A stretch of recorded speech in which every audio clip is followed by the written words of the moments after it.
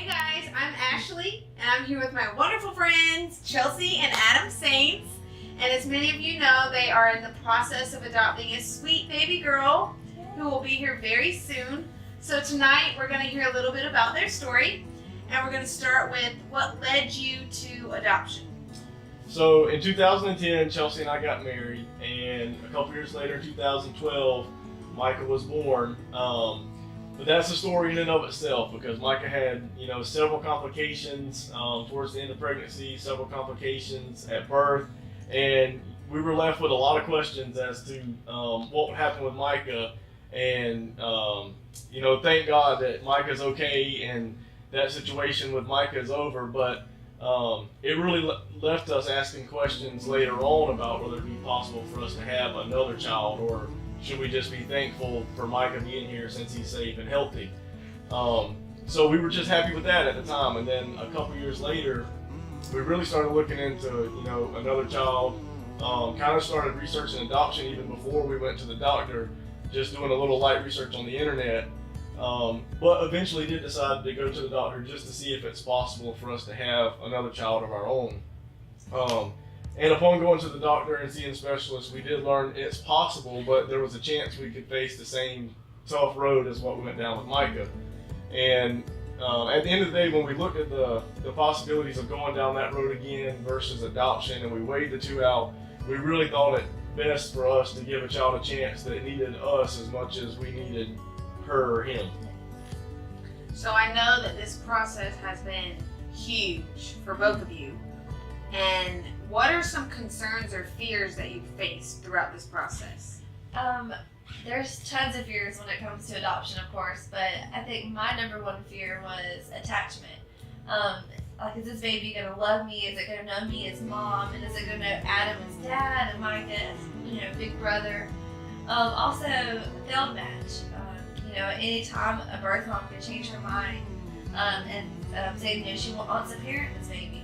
And of course, that's great. It does leave us heartbroken, but we are glad that, a birth mom has decided to parent. And then also financial risk. Are we going to be able to afford it? And how all that's going to work. So there's tons of scary things with adoption. Do you have any that you would think scary about adoption? I think the scariest thing for me was the failed match. Yeah. The finances was scary, but the failed match, once you match with a birth mom and start getting to know her and start developing that relationship, it's really scary, the fact that, if she decides to parent, which as Chelsea said, it's awesome that they feel strong enough and brave enough to get to parent the child, but it does leave heartbreak on our end. So adoption's tough for everybody involved, and there's a lot of fears for a birth mom, adoptive parents. It's fears for everyone around. So it really takes God in the midst for adoption to work. So adoption is a huge process that you guys took on, which I'm sure when you took it on, had no idea what you were getting yourself into, really. Right. So walk us a little bit through the process of what you went through. So after deciding to adopt, we started looking up different agencies and looking up, kind of how it went. And if you look up the internet, there's just tons of information, so it's hard to tell what's for real. When a friend of ours led us to an agency in Brunswick, and we met with them, and from there that conversation led to us proceeding on to a home study where they'll send a social worker to your home and start looking at different safety features and making sure the child has a place of its own to stay, and just seeing that you're going to be responsible parents. And that home study is so scary. You have your caseworker that comes in, and she comes into your house, and you're like, is my house clean enough? Is my yard kept up? Is my trash taken out? And is Micah going to behave when the caseworker's here? And when our caseworker actually came, Micah was doing flips on the couch. So I was like, oh my gosh, she's True story. She's going to think we are bad parents. My child is jumping on the couch, all kinds of stuff. So, yeah, that was crazy. So our home study was like Micah's worst behavioral day ever, but they decided to let us parent anyway. But after the home study is complete, and the home study is like a ton of paperwork on top of the visits to the home, it takes from 6 to 8 weeks to complete the home study. And then after that, you're kind of just in waiting time to see when you're going to be matched with a birth mom. And that match happens through, we had to build a profile book which talked about all the stuff for our family. And it went not just me and Chelsea, but our parents and Micah and our community. There was stuff in there about the church we attend. So our life story kind of in a book for this mom to be able to look and say, yeah, I think I trust them to parent my child.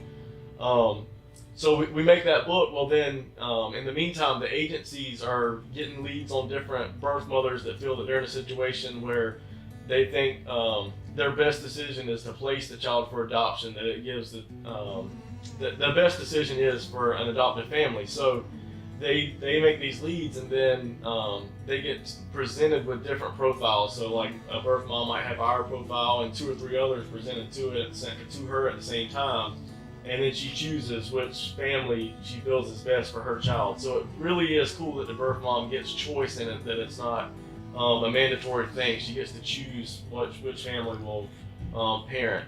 But after you're matched, then it's the waiting period of waiting on the child to be born. And throughout all of this, of course, birth parents reserve the right to parent at any time. So it's a failed adoption on our end.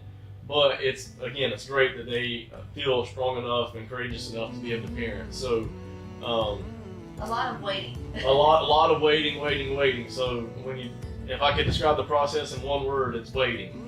But home study, being matched, and then being placed once the child's actually here would be like the short version of how it goes. So throughout all of that, you guys learned that there are tons of types of adoption.